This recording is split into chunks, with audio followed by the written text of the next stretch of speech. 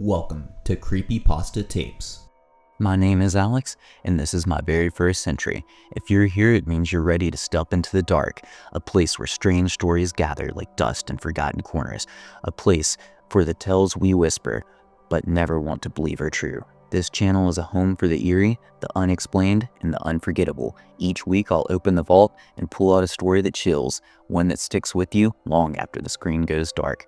Tonight's tale is one of those stories. It starts like many of our childhood memories do, with a sleepover at a friend's house, laughter, pizza, late night games, but this house came with one rule. After 9 p.m., no one was allowed to leave the bedroom, no matter what. Why? Well, there's a reason, and once I found out the truth, I wish I'd never asked. So turn the lights low, put your headphones on, and whatever you do, don't open the door. This is, I slept at my friend's house, and we weren't allowed to leave the bedroom after 9 p.m. I soon found out why. Chapter 1. The House with Watching Eyes. I'd known Leo for about 13 years. We'd done everything together. Ride bikes, sleepovers, but I never once stepped into his house, not once. Until one Friday afternoon, out of nowhere, he invited me to a sleepover. So why the sudden invite, I asked, duffel bag slung over the shoulder. My parents are out of town, he said quickly. Figured it's about time you saw my humble abode. But humble was the last word I'd use. The house stood like a monument, a great white thing wrapped in ivy and shadow, framed by towering oak trees that seemed too still. Its windows were thin and warped the light like stained glass in an old cathedral. It felt less like a home and more like something waiting. Inside, the air was thick with old wood and polish, but underneath that, something damp, like wet soil, like something buried. Leo's mother greeted us with a wide, trembling smile, too cheerful to be forced. Her hands moved constantly, rearranging pillows, wiping already clean counters. Her eyes kept flickering to the hallway behind us, like she was watching for something. His father didn't speak at all. He just sat in his leather chair near the fireplace, eyes locked on us as we passed, unblinking, still, like a statue or a sentry. As we climbed the stairs, I heard her whispering, urgent, tense, but the words were swallowed by the silence of the house. Leo's room was the only place that felt real. Posters on the wall, a console under the TV, crumpled clothes. It was a bubble of normal in a house that felt like it belonged to the dead. Pizza, games, the usual, I asked. He nodded, but his fingers stitched on the controller like he couldn't sit still too long, like he was counting the minutes. We ate, we played. For a little while, I forgot the silence outside the door, the stillness of the room, the way the house seemed to breathe. Then, just before 9, Leo paused the game. There's something I should tell you, he said, eyes locked on the screen. After 9 p.m., we don't leave this room. Not for the bathroom, not for a drink. Doors stay shut until sunrise. I stared at him, waiting for the punchline. You're kidding, right? He shook his head. If you need to pee, he pointed at an empty soda bottle on the desk. I laughed, but it died in my throat. He wasn't joking. They're worried about security, he muttered. Old house, drafts. He was lying. I could feel it. I just didn't know why. Downstairs, the grandfather clock began to chime. Bong! Leo's head snapped towards the door. Bong! Bong! Bong! He jumped up before the night bell rang, walked to the door, slid a thick steel bolt into place. Clack! The sound was final, like the last sound in a conversation you didn't know you were having. There, he said, breathless. We're good. Leo, what the hell's going on? Nothing, just a weird rule, he said. But he wouldn't look at me. He just turned up the volume. But I wasn't hearing the game anymore. I was hearing the silence. Not just any silence, the kind that listens back. Leo tried to act normal, but he kept glancing at the door, at the clock, at nothing. You really need to tell your parents. This is how you raise a serial killer, I joked, trying to cut the tension. He smirked. His eyes didn't move. Then we heard it, soft, measured, from downstairs. A thump. Like a footstep. What was that? I whispered. Leo kept staring at the screen. Just the house settling, he said. But it wasn't. A second sound joined in, a dragging, like something heavy being pulled across the floor. Leo, that's not the house settling. He didn't answer. He just kept playing, but his hands were shaking. And I felt it then, deep in my chest. Something was in that house with us. Something was moving in the dark. Chapter 2. Wet knocks and sweet voices. When the dead come knocking, they wear familiar faces. There's a moment in every horror story where disbelief gives way to dread. That was mine. The night Leo's mother came home, but wasn't. The house had been quiet for a while, too quiet. Not the kind of quiet where you hear the wind in the trees or a clock ticking. No, this was the kind of quiet that hummed beneath your skin, like the air itself was holding breath. Leo sat rigid beside me, still holding the game controller, but he wasn't playing anymore. The menu screen flickered softly in the darkness, casting blue light across his pale face. I tried to tell myself the tension was in my head. Just a creepy house and a weird rule, nothing more. But then I heard it. A soft sound, deliberate, from downstairs. Gone. Footsteps, but not the kind you'd expect.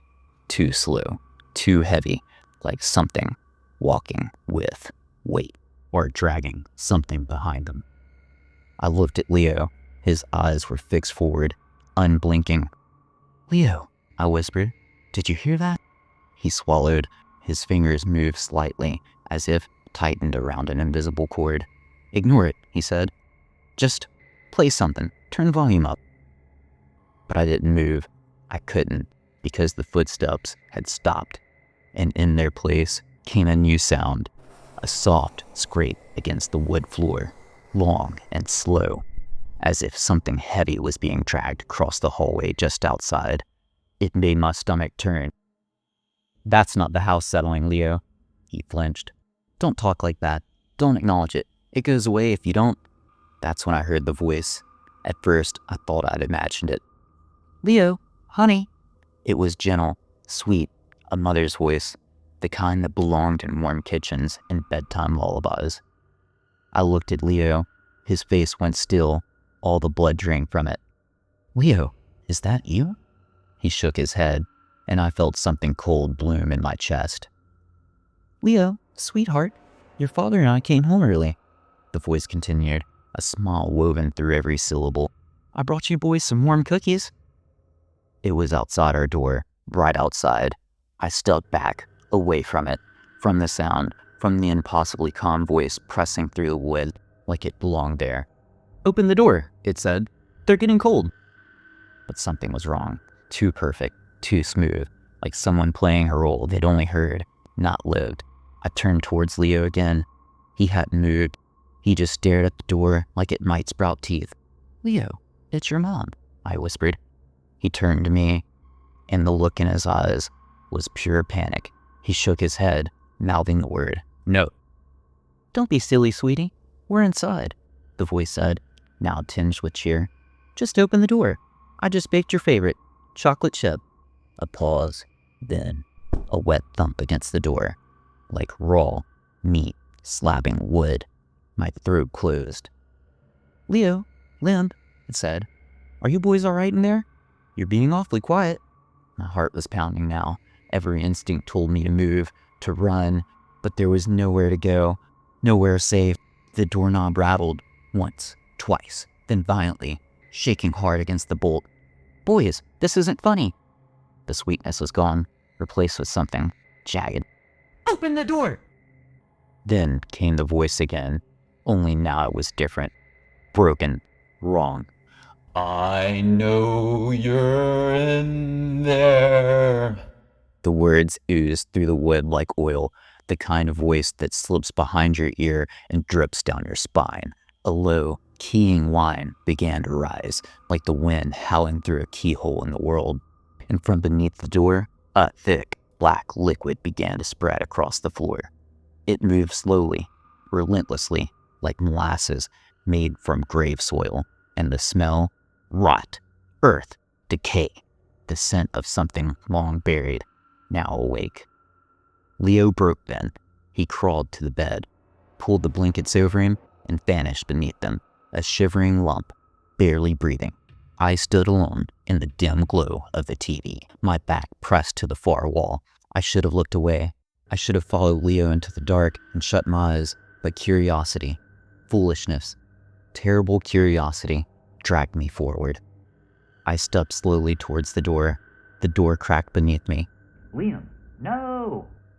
His voice was muffled beneath the blankets. Don't look. But I had to.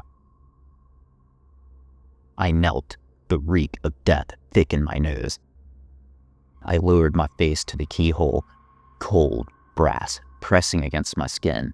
At first, all I saw was moonlight, spilling faintly down the hallway outside. Then it moved. It stepped into view. It was wrong. A shape stitched from shadows and sticks, impossibly tall and thin, its limbs crooked like dead branches, its body a twisting storm of dust and night. Where its chest should have been, nothing. But it wore her apron, his mother's floral apron, and perched atop the void where a head should be, his father's hunting cap. In one spiny hand, it held a family photo, held it in front of its missing face, and smiled with her smile. A low sound rose in my throat. Panic, grief, disbelief. Then it raised one long, bark-covered arm and knocked. Thump, thump, thump. And from its formless throat came a voice I hadn't heard in years. Liam, why are you hiding in there? Your mother's worried about you. It was my mother's voice. Perfect, warm, safe. Let me in, sweetheart, it whispered. I've come to take you home. The photo smiled back at me, and something in me, something soft, wanted to open the door. Chapter 3. The Nightman Hungers. It didn't want to trick us anymore. It wanted in. Fear strips you down, but anger sharpens your mind. And when I realized the truth behind Leo's invite, the fear curled into rage. Leo hadn't moved from under his blanket. He was a knot of limbs and trembling fabric on the bed, curled in on himself like a child trying to disappear into sleep. But sleep wasn't coming. Not with the thing behind the door, not with the voice still echoing in my ears. I stood there, frozen, watching the black liquid spread across the floor like an ink blob testing the limits of my sanity. My breath came in short, shallow gasps. But behind all the terror, something else had began to surface. My sharp, rising heartbeat in my chest. Not panic. Anger. Leo, I said, my voice cracked. What is it? What is that thing? He didn't answer.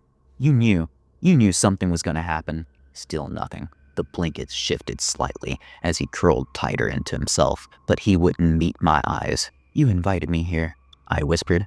You locked the door. You handed me that stupid bottle. You knew. His voice was small when it came, a murmur buried in cotton. I didn't want to. It wasn't supposed to be this bad. I took a step towards him. Then tell me, what is it? No more dodging. No more weird house rules. I was shaking now, from cold, from fury, from the drowning realization that I hadn't been invited here as a friend, but as a sacrifice. He pulled the blankets down just enough to reveal his eyes. They were red, raw, rimmed with tears and guilt. We call it the Nightman, he said, voice cracking. It's always been here. I stared at him. What the hell does that mean? He sat up, slowly, like every movement hurt. My great-great-granddad built this house. He didn't know the land was cursed, but something lives here. From 9 p.m. to sunrise, the house doesn't belong to us. That thing, it takes over. I tried to wrap my head around it. Generations of silence, families tiptoeing around their own home after dark, and never speaking of it. That's insane, I muttered. Leo nodded. We made a deal, he said. If we stayed out of the way, it wouldn't come for us. Until now, I said. He looked away. It's getting stronger, he whispered. It mimics voices. It builds bodies from things it finds around the house. Clothes, furniture, photos, anything with memory in it. I thought of the apron, the hunting cap, the family photo, smiling from the void of a face. It wants something real now, I said. Not just the pieces. Leo didn't respond, which was answer enough. And then I saw it, the guilt, not fresh, but worn, settled in his bones like something he'd been carrying too long. Why me? I asked. Why now? He hesitated. His hands fidgeted at the hem of his hood. My parents, they said it wouldn't stop. They said it had changed. The rules didn't work anymore. They thought if I had someone new, someone not family, it might go quiet again. Just for a while, I felt like I'd been punched in the gut. So you brought me here, I said quietly. You fed me to it. He looked at me then, really looked, and I saw the boy I used to know, swallowed by shame. I didn't want to, he said, but my parents, they were so scared, and I thought maybe it wouldn't take you. Maybe we'd get lucky. Lucky? The silence that followed was different, heavy, settling over us like dust on a coffin lid. Then it changed. I didn't hear it at first. I'd felt it. The pressure in the room shifted. The air grew thick, like we were underwater. And then, the footsteps. Deliberate, heavy, climbing the stairs, one by one. Thump, drag, thump, drag. I looked at the door. Leo was already crying again. I know, he whispered. It heard us talking. It's coming. The creature wasn't playing anymore. No more voices, no more tricks. It wanted in. The steps stopped outside our room. Silence. For 3 seconds, maybe 4, just enough for me to start hoping. Then, crack! The wood around the lock split. A fine mist of dust stood loose from the doorframe. No, Leo said, backing away. It's never done this before. Crack! Bang! The deadbolt screamed as if it was torn from the frame like a bone pulled from flesh. The door groaned once, then swung open, and there it was. Not shadow, not whisper, not memory. Nightman had a body, and it was hideous. The legs were made from floorboard, bent, crooked. Pipes and cables stretched across its limbs, moving like swine. Its chest was a lacet of banisters twisted into a cage, and inside the cage was my duffel bag, pulsing, beating as if it were alive. In its head was the grandfather clock from the hall, glass cracked, pendulum swinging wildly like a frantic eye behind the glass face. And now, from it came a voice. Time is up. The thing stepped through the shattered doorway, dragging the house with it, and I realized then it didn't want to be feared. It wanted to be known. Chapter 4. Bones and furniture, blood and dust. It wasn't a monster. It was the house, dressed in your memories. It was never just a creature. It was a cathedral of broken things, and I was its midnight sermon. The words, time is up, rang like bells in my bones, layered, mechanical, as if every voice that had ever stolen was trying to speak at once. Leo screamed. It wasn't just fear in his voice. It was betrayal, grief, the sound of a child who had prayed the rules would protect him and now saw they wouldn't. I didn't have time to think. The nightman moved, lurching forward, limbs clicking and dragging like living furniture. I grabbed the nearest object on my desk, a small glass trophy from some forgotten school award. I hurled it with everything I had. Crash! The glass exploded across the creature's clock face. It reeled back. For a moment, a single precious moment, it was blind. The window, I shouted. Leo, the window! I grabbed his arm and dragged him towards it. He moved like a sleepwalker, unsteady, broken. I fumbled at the latch. Sweat stung my eyes. The wood wouldn't budge. Painted shut, years of it. Behind us, the nightman screamed. It was the sound of wrapped metal, of bending wood, of wind howling through a house left to rot. The bed! I gasped. Help me with the bed! Adrenaline finally snapped Leo into action. He threw our weight against the frame, tipping the oak thing onto its side, wedging it between us and the door. It wasn't much, but it was something. The nightman struck the mattress like a tidal wave of decay. The bed groaned under the pressure. Wood splintered, sheets torn. Its hands. God, its hands were made of silverware. Forks and knives fused together. A shining, grasping claw. It ripped into the bed, and I knew. We had seconds, maybe less, and that's when I saw it, tucked under the television, almost hidden beneath a pile of tangled wires and dust. A flashlight. Not just any flashlight. Big, heavy, the kind meant for storms and blackouts. I lunged. The nightman lunged. We met in the middle. I slammed my thumb against the switch. A binding column of white light struck the thing full in the face. It screamed. Not loud, but wrong. A sound like wood snapping underwater, like something being unmade. Its limbs spasmed. One of the forks in his hand fell free. A floorboard twisted and dropped from its leg. The light heard it. "It works!" I shouted. "Leo, it works!" He crouched behind me, shielding his eyes from the glare. The nightman stumbled back, shielding his face with an arm made of rusted pipes. I kept the light trained on it, like a sword of daylight, a barrier between us and the thing that wanted to be real. For a time, it was enough. We held it there, trapped it in a trembling dance at the edge of illumination. Every time it crawled forward, I pushed it back with the beam. Every time it tested the dark corners of the room, I followed it with burning light. But the batteries, they wouldn't last. My arms burned, my hand shook, the flashlight began to dim, slowly but unmistakably. A flicker, a pulse, a warning.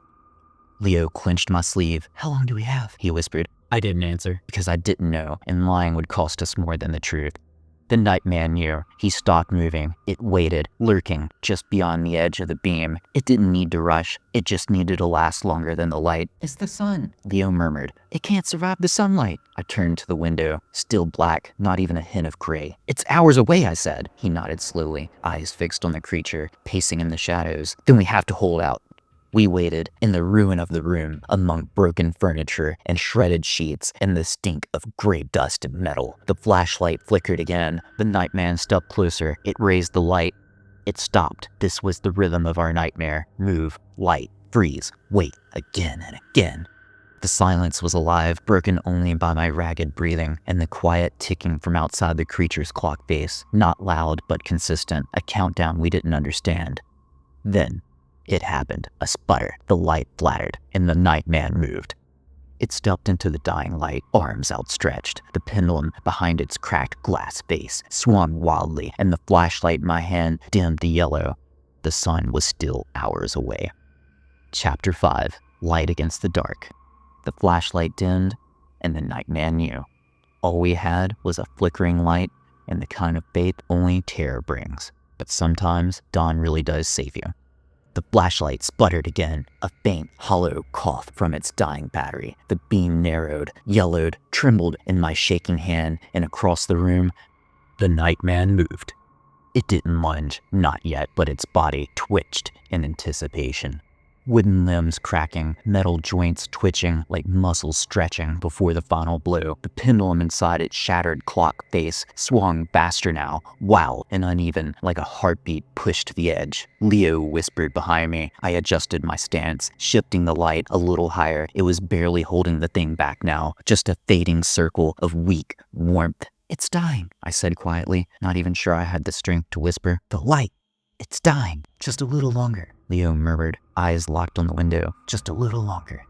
But I didn't believe him. The sky was still black beyond the glass. No gray horizon, no rising warmth, just the cold, empty dark, and the ticking clock growing louder with every swing. The nightman knew. It could feel the shift. It stepped forward, slow and deliberate, silverware claws glinting in the dying beam, not afraid anymore, not hiding. And I realized then, this wasn't a fight. It was a harvest.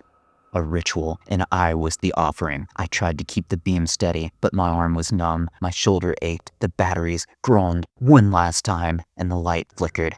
The nightman lunged. It crossed the room in a grinding rush. Arms outstretched, body clattering like a landslide of furniture and scrap. I turned the beam full into its face, and for a moment it stalled, but only for a moment. It struck me hard. The flashlight blew from my grip, bounced somewhere out of reach. I hit the ground, breath knocked out of my lungs. And then, silence. A new sound, small, soft, not a roar, not a whisper, just stillness. Because something had changed. The nightman loomed over me, its clawed hand raised, ready to end it. When a single line of pale light slipped through the window, it landed across the creature's back like a blade of mercy. It froze mid-motion, then the pendulum stuttered. Tick, tick, stop. The clock face cracked again, hairline fractures spreading like spider webs, and then, without warning, it began to fall apart. Quietly. First, the silverware hand fell, piece by piece. Spoons and forks clattered harmlessly to the floor. Then the pipes. Long, rusted arms that had served as limbs.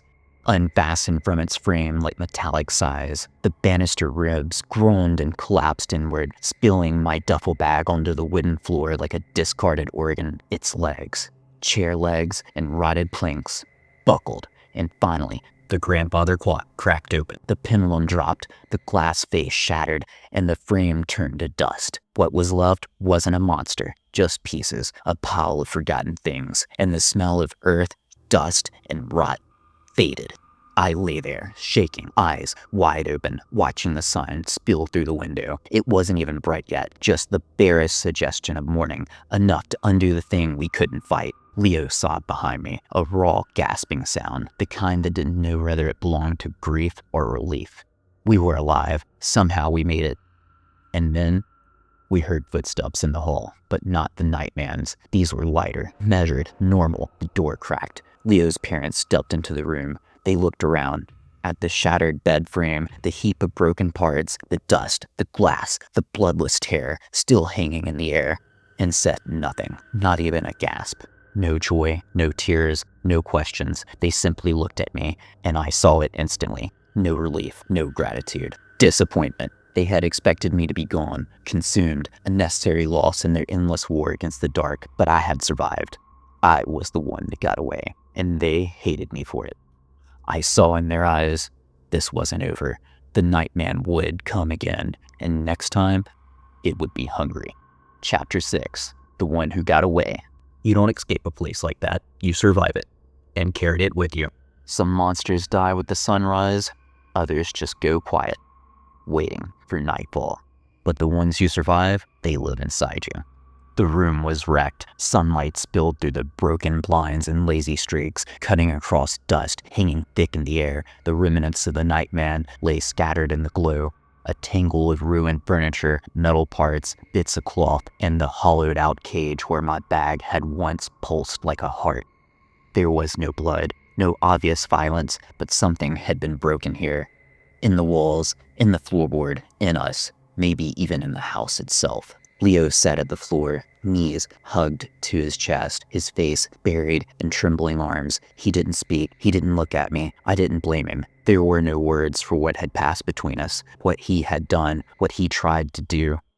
I stood slowly. Every muscle ached. My limbs were stiff and sore, like I'd run for miles with fear stitching into every step, but I couldn't stay in that room another minute.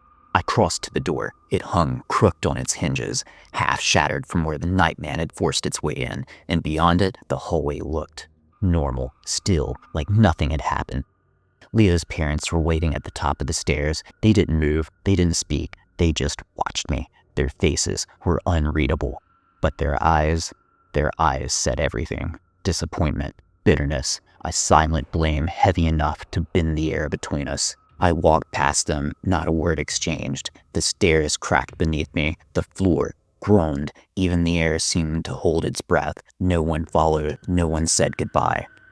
The door opened too easily, like the house was letting me go, or pushing me out. Outside, the world felt wrong. Too bright, too calm. The morning sun glared off the porch steps like a spotlight. Birds chirped in the distance. Someone watered their garden a few houses down. A dog barked somewhere beyond the trees. It didn't feel like a victory. It felt like I'd survived something no one else could see. Like I'd come back from a war no one knew had been fought. I didn't look back, not at the house, not at Leo, not at the family who had given me to the darkness. I walked down that quiet suburban street with shaking legs, the sound of a door closing behind me ringing louder than it should have. Click! And just like that, I was outside the nightmare, but not free of it. That house, it stayed with me. Not just the memory, in my bones, in the space behind my thoughts where fear lingers long after the danger's past. I tried to tell myself it was over, that the Nightman was gone, that I'd seen the last of the thing, but even then, even walking home in the morning light, I knew the truth. That house is a parasite. It didn't live in the family. It lives through them. It feeds on them, grows inside them, uses them like roots use soil. And when one offering fails, it simply waits for the next. It will try again. With someone new, a cousin, a school friend, a classmate, with no one to miss them if they disappear. Because the hunger doesn't die. It just sleeps, waiting for nightfall, waiting for the clock to strike 9, waiting to wear another voice, another smile, another memory. And me? I walked away. I left that house behind, and I never looked back. I never spoke to Leo again, never saw his parents, never told anyone what happened that night. Not really. How could I? Some stories don't sound like stories, they sound like madness. But on certain nights, when the wind is high and the trees lean too far into the street and the air smells like dust and rot and wet wood, I hear it again, just barely, like something whispering beneath the wind. A soft knock, wet, slow. Thump, thump, thump. I never slept at Leo's house again. I never saw him again. But some nights, when the wind hits just right, I swear I hear knocking.